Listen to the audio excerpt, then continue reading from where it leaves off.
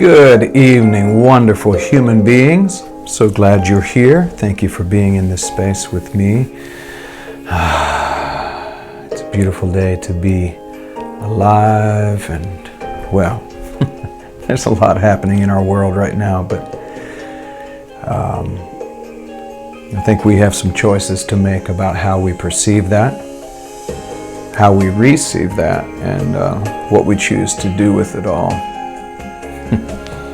There's a whole lot happening, and some of it I think is in some ways the birthing pains of something fresh and new, and that's the way I'm choosing to see it.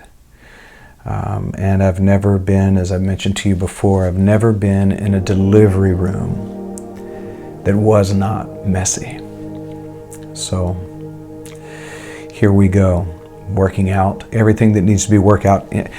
I mentioned to you on Sunday that I felt like January and February were going to be some very important months for us to really help to guard against getting discouraged or feeling like giving up in the midst of this. We're birthing something, and I think we need to work together around that. Keep our heads about us. Make sure that our mind doesn't get away from us. You know, be aware of what we're allowing into our thinking, remembering that every thought is temporary. Every single one of them, temporary. So we just keep moving and navigating through this space. There's a lot that's been going on. There's a lot that's being uncovered and discovered and unearthed.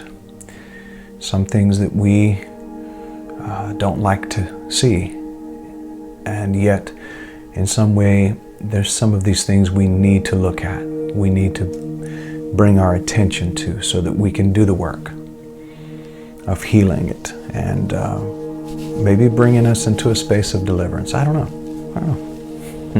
we're definitely I think in the delivery room of some sort. I want to say hello to everyone that's here. I want to let you know that on what we're planning to do on Wednesday evenings is get together just for a midweek check-in. But right now, what I'm wanting to do is share the faith statement of One Love. Because people are asking, what is it? Is it a church? You know, what is it? I'm drinking my tea. What is One Love? And, you know, we're still working through some of the intricacies of that, but I want to share with you what I would consider to be our faith statement. Just a couple of the parts of the faith statement tonight, and then we'll move forward and just kind of unfold that and see what that looks like over time. Ultimately, I want you to know that and if you followed anything that I've been doing, you know that this about me. I believe that the church age has come to a conclusion. And I also believe that every religious expression has also in some way expired. It does not mean that some of the noble truths or the ideas that were set forth by these religions doesn't mean that those are not valuable. But I believe they've led us to where we are, and that the universe is asking us to step out further. That God is preparing us, for lack of better words, or a better word, God, Spirit, Source, Ground of Being, is calling us out into something deeper. Every single one of us are the image of God. You're divine nature. You already are. You already are. That's not something you have to pray for. If prayer is even needed, prayer is just needed to become aware of it. Whatever prayer means to you. If meditation is needed, it's just to become aware of it. It's practicing the pure presence that you already are. Whoever told you were separate lied to you. They may not have meant to, but they passed along misinformation. Boy, in the world we live in, there's a lot of that, isn't there? And if nothing else, a lot of that's being revealed. We're able to see it now right before our eyes. So, all right. Let's see who else here. I want to say hello to you. Donna, hello. Karen, hello. Rachel, hello. Lisa, hey, how are you? Dorothy, good to see you. Barbara and Jim, good to see you. Mike, good to see you as always. And I believe that's Elle on the other side of the camera. Yeah. We definitely speak peace to this country. We speak peace, knowing that this storm that we're in some way, is here for a reason. To clear the air, don't know, to reveal, whatever it may be. But one of the things that I intend to do is to stay the course of being a voice of inclusion and being a voice of radical love and radical compassion and radical forgiveness and radical kindness. I think it's going to take a bit of a radical approach to spirituality in order to remain in this shift that the universe is already making, that the universe is correcting itself, and in some way we're all a part of that. And it's a powerful time to be alive. It's an amazing time to be alive. All right, so I'm not going to hold you very long for this evening. I want to share a couple of things with you. And okay, Sandy jumped in here. Sandy's a wonderful lady that we met in the Chattanooga area the last time we were up there, and we stayed at a beautiful place that she Airbnbs, and it was a wonderful visit. Sandy, it's good to see you here today. Thank you for being here. It was a pleasure to stay at your location, and it's nice to get to know you a little more. So, what is One Love? Are you call yourself a faith community? Are you a church? Are you a cyber church? Somebody said the other day, John, I heard you started a cyber church. Well, for some, it may be church, and if that's what you need to call it for you, that's fine. I am 27 years this year, 27 years ordained. 26 years. 26 years. I don't need to make myself any older than I am. 26 years ordained this year.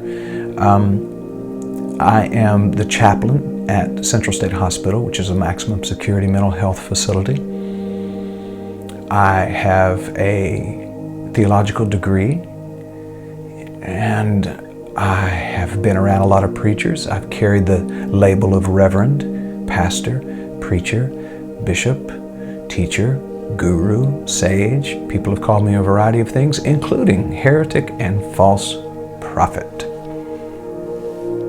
Those were quite an honor to carry.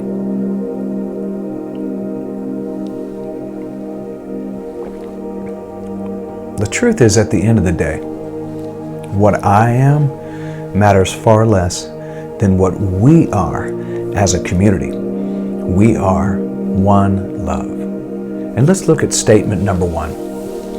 This is statement number one in what I would call our developing and evolving statement of faith. And it is this. We affirm there is one source present in all of creation and resident within all of humanity. We affirm that there is one source present in all of creation and resident within all of humanity. That's our very first statement of faith. The very first thing you see. And once our website is fully built, the first thing you'll see on what do we believe, or our statement of faith, first thing you'll see is that we believe that there is one source present in all of creation and all of humanity. This is not something that you have to ask for. In fact, it's something you didn't maybe necessarily ask for. Some people believe that we signed up to come here before we got here, and that's a possibility. But you don't have to join anything to be a part of that. There is one source from which all of creation comes. Everything that is manifest in this world of things comes from the source which is in the world of no things. And that's the place you came from. This is one of the reasons that we look at all human beings and all of creation as a part of the expression of divine, God, Source. Why do I use so many different terminologies for God? Well, because the word God, G-O-D, has been so sorely misused by so many for so long in many different spaces and places that it's a trigger for some people. I know this because I experienced those triggers myself. So I'm aware of how that feels and how it makes someone feel. So we'll call it Source, Creator. Paul Tillich called it ground of being. Essentially, Father Richard Rohr talks about it being the source of creation or the power, the energy of creation. I like to call it activity and energy, but it's that presence, it's that pure presence. I say it this way: we all come from the same source and force. Every one of us. We all come from the same source and force. So I'll put that back up for you to see. We affirm there is one source present in all of creation and resident within all of humanity. Essentially, you're made of God's stuff. Within you resides that pure presence. In some faith communities, it's been called that God spark. We just believe that you are created in the likeness and the image of God. Nothing can take that away from you. Nothing and no one. And so we simply affirm that. And number two, we affirm that God, or Source, ground of being, is bigger than any one religion or religious expression, and yet can be discovered in most religions. We affirm that God, Source, ground of being, is bigger than any one religion or religious expression, and yet can be discovered in most religions. God, Source, was here before any formulation of a religion. So of course God's bigger than any religion. And the idea that you can trap God, the Creator, the idea that you can trap the Creator in a creation of the creation is erroneous. It's thinking too small. Yeah, is this radical for some? Yeah, it is, because most of us have been taught to, in fact, we're comfortable with what we know. We don't know what we like what we know. And so often we just flow with what we know because it feels the most comfortable. And then something pushes us to come outside of that comfort zone, and we're at war with it. We feel troubled by it. I understand that. I get it. But it's time for us to get a little uncomfortable. It's time for us to move outside of the realm of what's comfortable. And I'll tell you why. One reason, at least. If religion was the answer, our whole world would be in much better shape. 2.4 billion people claim to be Christians. Out of the almost 7 billion people on the planet, 2.4 billion claim to be Christians. Bible-believing Christians. Some Catholic, some Protestant. There's about 43,000 different sects and sections of Christianity. About 1.8 billion claim to be Muslim. The 5 major world religions would be Christianity, Islam, Hinduism, Buddhism, and Judaism. And Judaism lands in the top 5, or in the 5 major, because Judaism influences both Islam and Christianity. Because Islam is influenced strongly by the Bible, and so is Christianity, obviously. Christianity claims the Old Testament as the Old Testament. It's only the Old Testament to Christians. It's the Hebrew Bible to the Jews. And God is bigger than all of that. Source is bigger than all of that. If your God is not bigger than religion, you might want to be concerned. this idea that we can trap God in someone's experiential writings or the writings about their experiences is erroneous.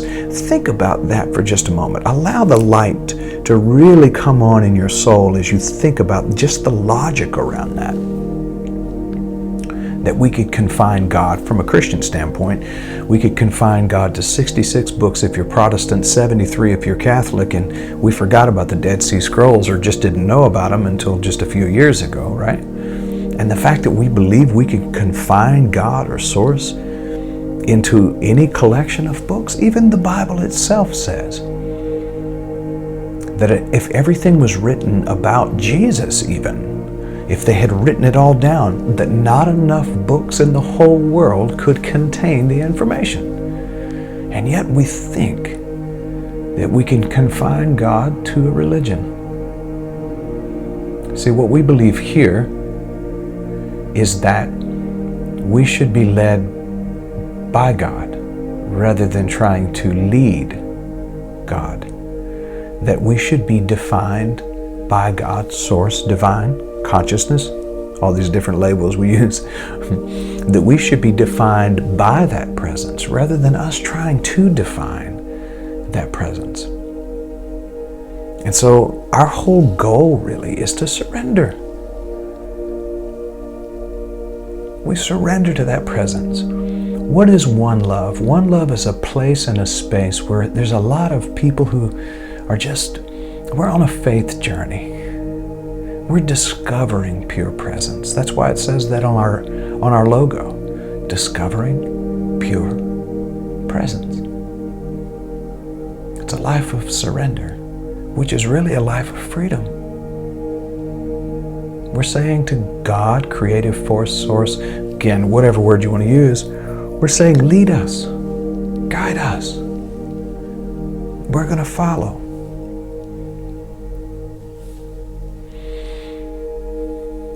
For many years in my religious expression, we would sing songs like, where He leads me, I will follow. Where He leads me, I will follow. Where He leads me, I will follow. I'll go with Him all the way. I have decided to follow Jesus. That's really not true, because honestly, the Christian religion, I think, and this is a little bit of an indictment maybe because I come from that thread, and so I feel like since I'm sort of on the outer edges of it, in fact, I feel that any religious expression, we should be able to be critical of it so that we don't ever let it develop into the dogma that we've seen religion become.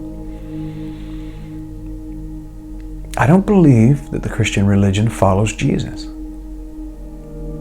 I believe the Christian religion worships Jesus and doesn't really do that good of a job of that. But to worship is to venerate or set high.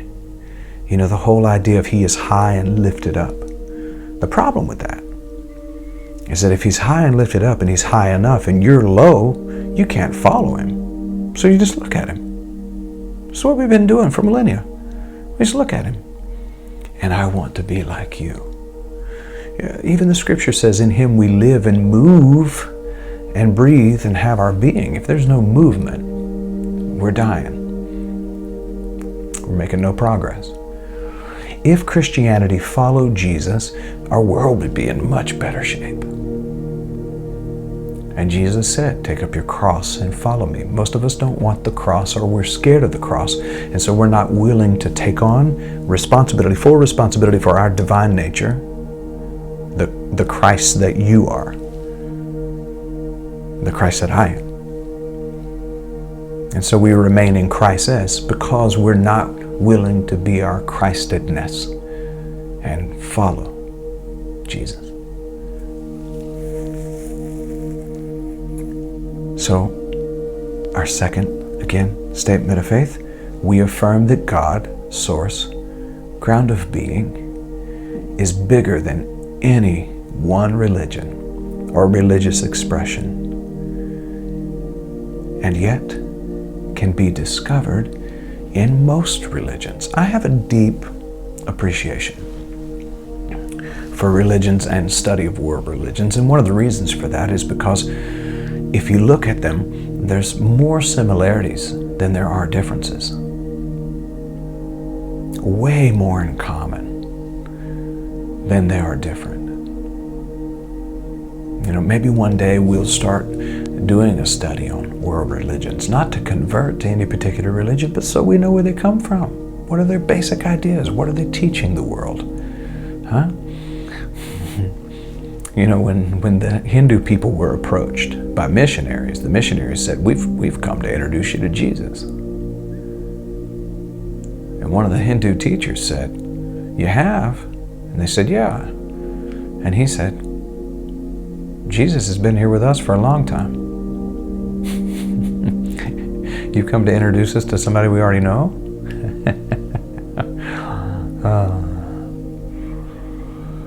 The Christ essence is in, through, and as every human being. Christ is not Jesus' last name. It's that purest of presence. But we believe, we affirm. And I like to use the word affirm instead of believe, because honestly, beliefs are always shifting and changing, as they should. Because listen, we believe a whole lot, but we know very little. We believe a whole lot, but we know very little. We affirm, rather than believe, we affirm. It is the affirmation of this community that Source is bigger than any one religion or religious expression, and yet can be discovered in most religions. And then number one, we affirm there is one source present in all of creation and resident within all of humanity. And ultimately, we are one love. And so, as we bring this evening to a conclusion, that's just two of the statements that we make in our affirmation of faith. And next week on Wednesday, I'll share with you two more or one more, who knows, it depends on how long we stay with the ones that we bring up. And we'll get into a discussion about further where we're headed. Ultimately, you'll see as we get toward the end of this that one of the things that we choose to do is to really press into the idea that we need to keep ourselves open to everything and yet attached to no thing, not even an idea. Ideas are temporary. And so we receive inspiration, we receive a sense of an experience with God or divine. We receive it, it nurtures our being, and then we also let it go.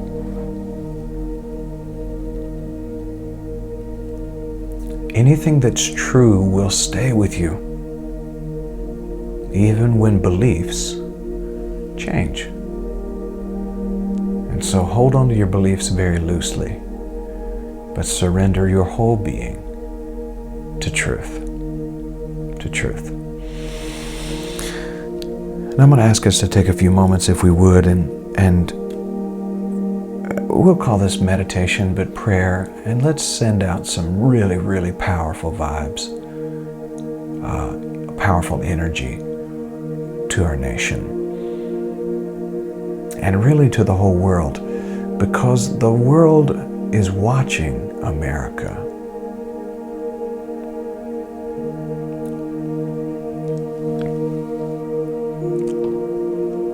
I heard Van Jones say today, and I have a deep appreciation for his view of things. He's a very sharp guy.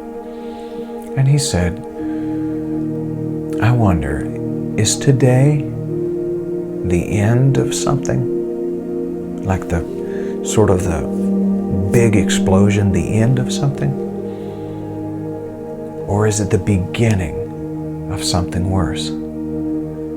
And then he followed it with this phrase, and you'll understand why this meant so much to me, because I believe in this power. He said, That's the choice we all have to make. It's either the explosion, sort of the ending, letting that era go, or it's the beginning of something worse. We have to decide. You get to decide. And I decide that as for me and my personal awareness, I choose for that to be the end of an old era going out and the beginning of something new. Let's spend a few moments just sitting together, taking in some deep breaths, allowing space for our country, and sending love to everyone, the protesters, the ones who are angry and upset, the ones who are happy about the turnout. Let's send love to the whole planet. What credit is it if we only love those who look like we do, believe like we do, are from the same party as us? What does that credit us? So let's send some love to our whole nation and to the whole world for just a few moments. Can we do that? Join me now.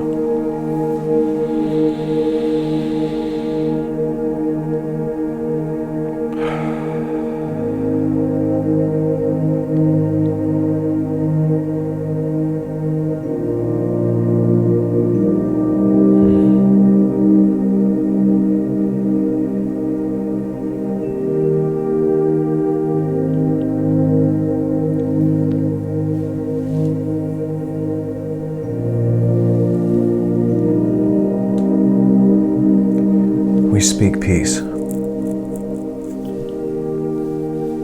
to this nation. We speak peace to the people of this nation. We send love, healing, compassion, kindness, generosity.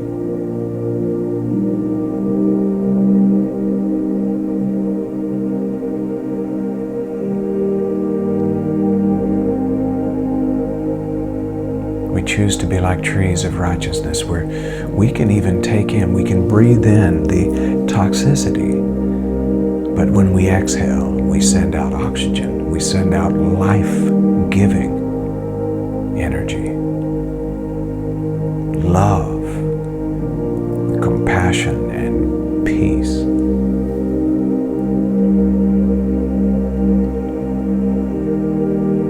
We choose radical inclusion.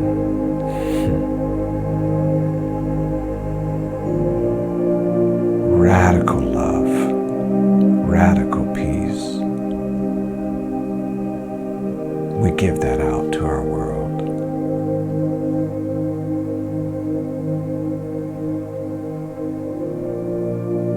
And we say thank you, pure presence,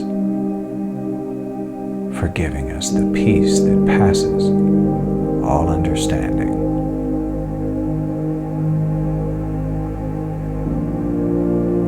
Now, when it comes to this statement of faith, what we think we believe, and certainly what we affirm, I say, Spirit of Truth, take from me what I don't need.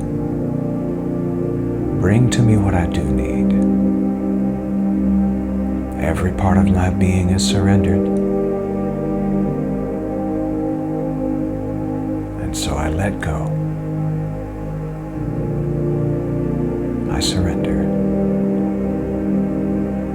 And I let the truth make me free. I pray this prayer in the name and the nature of the indwelling Christ presence.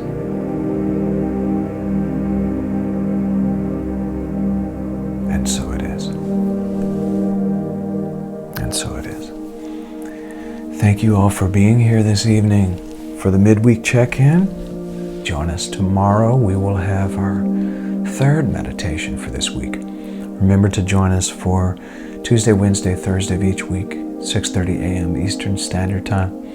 This Sunday, we'll be back having our service here together on Sunday at 10 o'clock Eastern Standard Time.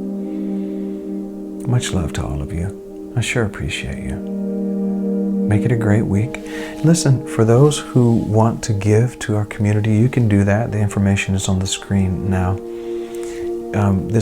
This organization is held together from a financial standpoint by free will offerings and giving. If this organization or this community feeds your soul, if you will, share a little financial gift with us. You can do that by sending it to our P.O. Box. Send it to One Love Spirit Center, to our P.O. Box. Also, if you prefer to share, I know that some prefer to share digitally. You can do that also by sending a gift to our PayPal. And on PayPal, it's onelovespiritcenter@gmail.com. That's onelovespiritcenter@gmail.com. Or again, somebody said one time, I said this last weekend that I didn't leave this up long enough, so I'm leaving it up now. Send to our P.O. Box, P.O. Box 564, Gray, Georgia, 31032. Thank you for supporting. Thank you for being here with us. Much love to all of you, and I'll see you again tomorrow, those who are meditating bright and early, and hopefully I'll see the rest of you on Sunday at 10 o'clock. Peace to you now. Thank you.